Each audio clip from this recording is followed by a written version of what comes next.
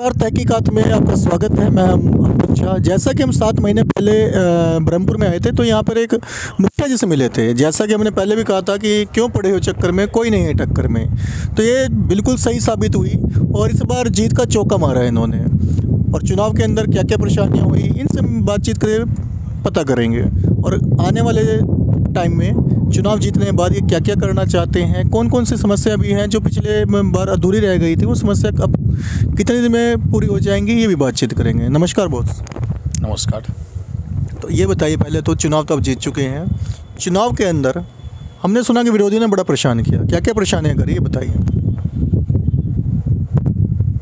परेशानी क्या करेंगे, परेशानी कोई परेशानी नहीं। उम्मीदवार से ज़्यादा जनता परेशान थी। समाज सेवी और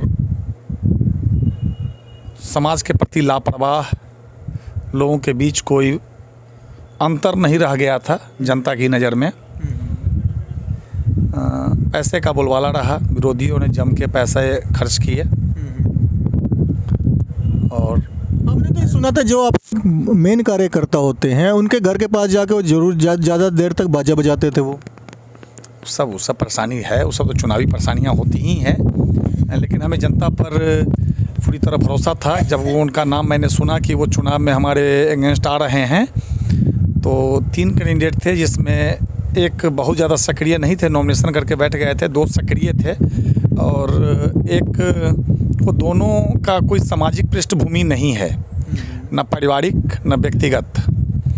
और हमारा सुबह से शाम जनता के बीच अपने दरवाज़ा पर हो या उनके दरवाज़ा पर हो, अभी भी मैं 2 घंटे अपने पंचायत में ही कई लोगों से मिल के आ रहा हूँ। हर लोगों के ज़रूरत पर उनके हिसाब से मैं खड़ा रहता हूँ। तो लोगों का पूरे पंचायत के हर तबके का जैसा हमसे जुड़ाव था, हमें उम्मीद थी कि मैं 2500-2000 वोट से जीतूँगा, मैं, मेरी पत्नी जीतेगी। लेकिन वो चुनाव से 5 दिन पहले तक रहा, लेकिन वोट से 5 दिन पहले का जो समय बना उसमें पैसे का इतना जोड़ हुआ, इतना बांटा गया कि उसके दम पर मेरी पत्नी मात्र 450 वोट से जीत पाई। हालांकि पंचायत के लिए बड़ी जीत है, लेकिन हमारे कर्तव्य के हिसाब से हमें ज़्यादा खुशी नहीं दे पाया ये। जैसा कि आपका नज़रिया था, पिछले 3 प्लान से आप काम कर रहे हैं, जो मेहनत कर रहे हैं, जो लोगों में विश्वास था, मतलब पैसे के दम पे विश्वास इन्होंने कम कर दिया पैसे के दम। चलिए, जब चुनाव हो रहा था तो यहाँ पर बहुत सारे अफवाह भी फैलाई गई थी आपके बारे में, उन अफवाहों में क्या कहना चाहेंगे? देखिए, कोई अफवाह काम नहीं करता है, वो अफवाह वगैरह काम नहीं किया, क्योंकि उसमें पढ़े लिखे लोग बहुत हैं।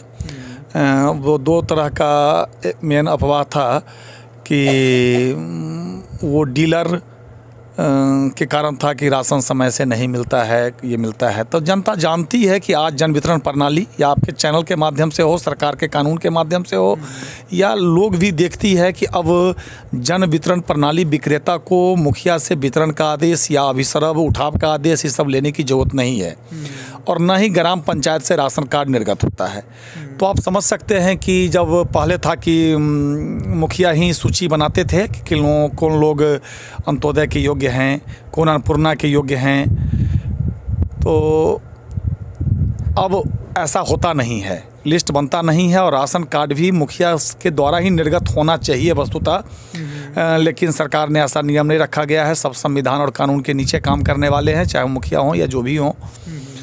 तो संविधान सरकार का इसमें दोष है कि उसको प्रखंड और ज़िला से राशन कार्ड निर्गत होता है, और एक गरीब आदमी राशन कार्ड के लिए प्रखंड और ज़िला का चक्कर कितना लगा सकता है, बखूबी आप भी समझ सकते हैं। जो 300 रुपये की रोज़गार भी 30 दिन नहीं मिलता है, 300 रुपये प्रतिदिन का रोज़गार भी नहीं मिल पाता है, वैसा लोग कैसे ब्लॉक और प्रखंड का, जिला का चक्कर लगा सकता है?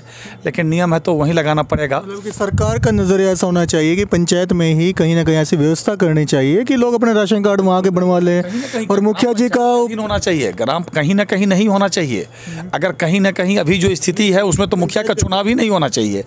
जब मुखिया वृद्धा पेंशन नहीं दे सकता है, मुखिया राशन कार्ड निर्गत नहीं कर सकता है, मुखिया जो अगर बीपीएल सूची में नाम नहीं आया, छट गया त्रुटि बरस, प्रिंटिंग त्रुटि हो या सर्वे करने वाले के लिखने के कारण छूट गया सो छूट गया, अगर वो उसके नीचे या पन्नी के नीचे रहने को विवश है, लेकिन अगर उसका प्रधानमंत्री आवास सूची में नाम नहीं है तो मुखिया उसको आवास नहीं दे सकते हैं, तो ये तो विडम्बना है। फिर मुखिया क्या करेंगे? अंधा, तो अंधी नगरी चौपट राजा वाली बात हो गई कि राजा तो है लेकिन राजा आंख रहते अंधा है। वो देख रहा है कि हम पन्नी टांग के रह रहे हैं लेकिन हमारे मुखिया हमको आवास नहीं दे सकता, तो ये किस काम का राजा, इस किस काम का प्रतिनिधि? अंधी नगरी चौपट राजा वाली बात हुई है। हम वृद्ध हो गए हैं लेकिन हमारा वोटर लिस्ट में उम्र 50 वर्ष है तो हमें पेंशन नहीं मिलेगा। फिर जनप्रतिनिधि होने का क्या मतलब है? ये मतलब हम पूछना चाहते हैं आपके माध्यम से सरकार से। सरकार को सरकार को ये कहना करना चाहिए कि जो भी आपकी ग्रामीण में जो व्यवस्था होती है, चाहे इंदिरा आवास की व्यवस्था जो भी होती है, मुखिया जी के साथ रहनी चाहिए, और राशन कार्ड जो भी प्रोसेस है पंचायत के अंदर होना चाहिए, और जिससे यहाँ पे गरीब लोग रहते हैं, अनपढ़ लोग रहते हैं, शायद उनकी सुनने की शक्ति भी कम हो जाती है, वो शायद वहाँ पे जाके नहीं बता पाते, जो मुखिया जी उन चीज़ों को समझ सकते हैं। ठीक है ना मुखिया? हाँ। अब परिवार में 8 आदमी का नाम है, थम इम्प्रेशन काम नहीं कर रहा है, अब उसको अनाज नहीं मिलेगा, फिर मुखिया किस बात के लिए है? इसको जब आइडेंटिटी करते हैं कि वही आदमी है जो राशन कार्ड में नाम है, आप इसे दो, तो मुखिया के सत्यापन पर उसे अनाज मिलना चाहिए। नहीं, मुखिया जी नहीं लिख सकते हैं, कुछ नहीं कर सकते। एमओ जानेगा, डीलर जानेगा, लाभार्थी जानेगा। ये अनपढ़ जनता समझती नहीं है, ये समझती है पहले वाली बात कि मुखिया चाहेंगे तो मिल जाएगा, जिसका खामियाजा भी मुखिया को हमको झेलना पड़ा इस चुनाव में। तो ये सब बड़ी सारी बातें हैं। मैं आपके तरफ से सरकार और उच्च अधिकारियों का ध्यान आकृष्ट कराना चाहूँगा कि अगर सूची से काम हो, ये अच्छी बात है। मैं सरकार के हर नियमों का, कानून का सराहना और स्वागत करता हूँ, लेकिन 10% भी एक जनप्रतिनिधि ग्राम पंचायत के मुखिया मतलब प्रधान होता है, हेड होता है, पंचायत के गार्जियन वो हैं, उनके लिए पूरा पंचायत बच्चे के समान है। तो 10% उनको पावर होना चाहिए कि अगर 100 आवास है तो 10 आदमी का अनुशंसा वैसा लोग जो छूटा हुआ है, हम अपने आम सभा से पारित कर, कार्यकारिणी से पारित कर अगर अनुशंसित करते हैं तो उच्चाधिकारियों के द्वारा या प्रखंड विकास पदाधिकारियों के द्वारा पर्यवेक्षण कराकर अगर वो सही पाया जाता है मुखिया का दिया हुआ रिपोर्ट, तो उस पर अविलंब काम होनी चाहिए। जैसा कि पिछले बार आपसे मुलाकात हुई थी और आपने एक बहुत बढ़िया बात कही थी कि पिछले लगभग 15 साल से यहाँ पर सुबह 9 से 1 देवा की अदालत लगती है, वहाँ पे लोगों की समस्याएं सुनी जाती हैं, तो क्या चुनाव जीतने के बाद भी वो ऐसे ही जारी है? अभी तो शपथ ग्रहण हुआ नहीं है, लेकिन वो बदस्तूर जारी है और जारी रहेगा। अगले 5 साल भी जारी रहेगा? बिल्कुल बिल्कुल। जैसा कि मुखिया जी ने चुनाव जीता है, जीत का चौका लगा है, अब इनसे जानने की कोशिश करेंगे कि सिर्फ क्या अपनी जो लोगों की सेवा भाव है और लोगों के प्रति जो आपने एक सहानुभूति रखी है, क्या सिर्फ आपकी जनता के लिए है, कि आप इससे ऊपर भी कोई चुनाव लड़ना चाहते हैं? तो मुखिया जी क्या कहना चाहेंगे इस पर? अभी विधानसभा या संसद का चुनाव? फिलहाल सेवा भाव का स्वभाव है। तो ये सेवा भाव सिर्फ अपने पंचायत तक आपने सीमित रख रखी है, आप थोड़ा दूसरी जगह पे जाइए जहाँ के मुखिया काम नहीं कर पा रहे हैं, बहुत सारी पंचायतें आज भी समस्या है, तो आप अपने टैलेंट को थोड़ा ऊपर ले जाइए ना, लोगों की जो सेवा है ज़्यादा करिए। देखिए, सेवा को भी लोग विरोध समझते हैं। जब भी हम सेवा करेंगे ना, तो जलन का स्वभाव हो गया है। जब आप को कोई मॉर्गेज करना चाह रहा है, आपकी मदद मैंने कर दिया, तो वो आपको मॉर्गेज नहीं कर पाया, वहाँ से उसकी ईर्ष्या हमारी दुश्मनी के रूप में ले लेता है। तो इस सब का भी बहुत ज़्यादा दंश हमको झेलना पड़ा है कि जिनको कोई सताना चाहा, मैंने उनको उस सताने से मैंने सिक्योर कर दिया, उनको सतने नहीं दिया, उनको क्षति नहीं पहुंचने दिया, तो क्षति पहुंचाने वाले लोग ने हमें टारगेट किया। इसके कारण भी बहुत सारा केस मुकदमा वगैरह भी हमें झेलना पड़ा है। लेकिन खैर, तो जितना इसका हम क्षेत्र बढ़ाएंगे उतना मुकदमे का भी क्षेत्र बढ़ेगा। तो इन सब स्थितियों को देखते हुए अभी हम अपने आप को उस लायक महसूस नहीं, मेरी इच्छा ज़रूर है कि मैं अपने सेवा के क्षेत्र को बढ़ाऊं, लेकिन अभी हम उसके लिए सक्षम अपने आप को नहीं पा रहे हैं, इसलिए फ़िलहाल इस पर कोई मेरा निर्णय नहीं है। और ऐसा भी नहीं है कि मैं पंचायत के लोगों की ही सेवा करता हूं, चाहे जहां से भी लोग पहुंच जाते हैं, जो समय मेरे पास बचता है मैं अपने। बिल्कुल सही कहा मुखिया जी ने कि राड़ी दक्षिणी में भी इन्होंने रोड का निर्माण करवाया है, वहाँ के मुखिया जो थे वो नहीं करवा पाए वो काम। वो पिछले 5 साल में उन्होंने क्या काम करवाया तो जनता जानती है, इस बार भी इसलिए जनता ने जवाब दे दिया है। तो इस पंचायत के मुखिया जी अगर दूसरी पंचायत में काम करवा रहे हैं तो इनकी दयालु प्रवृत्ति और सहानुभूति कितनी है जनता प्रति सारी पता चलती है। तो मुखिया जी अब चुनाव जीत चुके हैं शपथ ग्रहण के बाद, क्योंकि पिछले 2 या 3 महीने में जब चुनाव चल रहे थे आप लगभग सब लोगों से मिले होंगे, हर गली में घूमे होंगे, कुछ ना कुछ समस्याएं दिखी होंगी। तो आपने कौन सी ऐसी समस्या है जिसको चुनाव के जीतने के बाद, शपथ ग्रहण के बाद जो ग्रांट आएगी सबसे पहले वो करवाना चाहेंगे? देखिए, हमारे यहाँ मूल रूप से जो समस्या है गौ से गाँव और गौ से गरीब, गरीब की आत्मा और शरीर जहाँ बसती है उसे ही गाँव कहते हैं। और जो गरीब होते हैं स्वाभाविक है कि उसमें साक्षरता दर भी कम होता है। तो किसी भी पंचायत का मूल समस्या राशन कार्ड और आवास है। जो प्रधानमंत्री आवास सूची में नाम होगा उनको आवास मिलेगा, राशन कार्ड जो जिला दौड़ने में सक्षम होंगे उनका राशन कार्ड बनेगा, और जिनका वोटर लिस्ट में 80-60 वर्ष उम्र होगा उन्हें ही पेंशन मिलेगा, और ये तीनों काम जिला और प्रखंड से होगा। तो मेन लोग जो हैं समस्या लोगों का ये है, इन 3 लाभ से मुखिया के अंडर में नहीं होने से इन 3 लाभ से वंचित रह पाते हैं कुछ ही %, लेकिन वंचित हैं, तो वो लोग ज़्यादा दुखी हैं। रही बात सड़क विकास की, तो सड़क विकास मेरे पंचायत के अंदर ऐसा एक भी गली नहीं है। मुख्यमंत्री गली नली योजना और मनरेगा योजना, अन्य योजना, सभी योजनाओं को मिलाकर कि अब कोई भी गली मेरे बस्ती के अंदर कच्ची नहीं है। सभी रोड मेरे पक्कीकरण हो चुके हैं। अब उसी में कोई टूट रहा है पुराना होने के कारण, तो वो बनेगा, वो तो निरंतर चलता रहेगा, कोई नया पुराना होते रहेगा, वो बड़ी समस्या नहीं है। समस्या जल निकासी की है। तो जल निकासी में भी हम उसको पूर्ण नहीं कर पाए, उसमें हमारी जनता ज़्यादा दोषी हैं। कब्जे जो करते हैं, सड़क जो हमने निर्माण करा दिया उसके बाद 2 इंच जगह भी खाली नहीं छोड़े हुए हैं। 4 दीवारी, ढाठ, घेराबंदी, घर बना के इनक्लोजमेंट कर रखा है।